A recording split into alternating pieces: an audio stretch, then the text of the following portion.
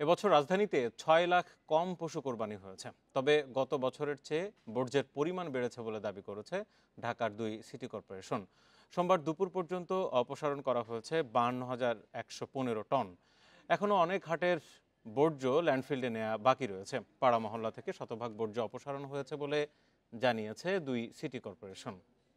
Bundle থাকলে প্রতি সেনমানিতে টাকা বাঁচবে। বিকাশ সেনমানি বান্ডেল কিনে জিতুন প্রতি লেনদেনে। এ চিত্র সোমবার সকালের। তেজগাঁও এলাকার সড়ক থেকে বর্জ্য অপসারণের পর পানি দিয়ে পরিষ্কার করা হচ্ছে।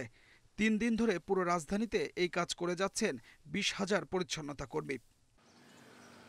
রোববারও রাজধানীর বিভিন্ন এলাকায় ছড়িয়ে ছিটিয়ে ছিল কোরবানির পশুর বর্জ্য, তবে সোমবার তা দেখা যায়নি। দেখেন এখানে ৩,০০০ চামড়া কালেকশন হয়েছে, প্রায় ছাগলের ৮-৯০০ চামড়া কালেকশন হয়েছে, কিন্তু আপনারা অন দ্য স্পটে দেখেন কোনো জায়গা নেই, তারা পরিষ্কার করে নিয়ে গেছে। এবং বাসাবাড়ির লোকজনও যারা ময়লা টানেন রেগুলার, তারাও আলহামদুলিল্লাহ ঈদের পর দিন থেকে সবগুলো নিয়মিত নিয়ে যাচ্ছে আলহামদুলিল্লাহ। উত্তর সিটি কর্পোরেশন বলছে ৩ দিনে কোরবানি হয়েছে ৪,৬৬,০০০ পশু। এর সঙ্গে হাটের বর্জ্য মিলিয়ে দুপুর ২টা পর্যন্ত অপসারণ করা হয়েছে ২০,৮০০ টন। গেল বছর ৪ দিনে বর্জ্য হয়েছিল ২৩,৫৬০ টন। অন্যদিকে দক্ষিণ ঢাকায় ৩ দিনে ১,৬৬,৭৫৪টি পশু কোরবানি হয়েছে। সোমবার দুপুর পর্যন্ত অপসারণ করা হয়েছে ৩১,২২৬ টন বর্জ্য। লোকবল সংকটে বর্জ্য ব্যবস্থাপনায় বেগ পেতে হয়েছে বলে জানালেন ঢাকা উত্তর সিটি কর্পোরেশনের প্রশাসক।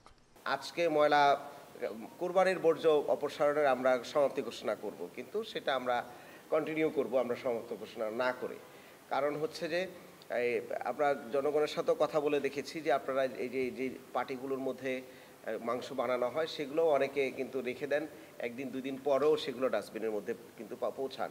তো সেক্ষেত্রে আমরা আগামীকালকে এবং পরশুদিনও এই ধরনের কোরবানির বর্জ্য কিন্তু আমরা আমাদের এসটিএসগুলোতে কিংবা বাড়ির সামনে কিন্তু আমরা পাবো বলে আশা করছি। আর দক্ষিণ সিটি কর্পোরেশনের প্রশাসক জানালেন লক্ষ্যের চেয়েও বেশি বর্জ্য অপসারণ করা হয়েছে। আমরা মোট ৩১,২২৬ মেট্রিক টন এবার এই আজকের দুপুর ২:৪৫ পর্যন্ত কালেকশন করেছি। তো এবার আমরা এই পশুর বর্জ্য অপসারণের পাশাপাশি আমরা বাজারে যে ময়লাটা তৈরি হয় হাটে, গরুর হাটে, সেই ময়লাটাও কিন্তু আমরা এবার মানে একই সাথে আমরা অপসারণ করেছি, যার জন্য এবারে আমাদের ময়লার পরিমাণটা গত বছরের চেয়ে একটু বেশি হয়েছে।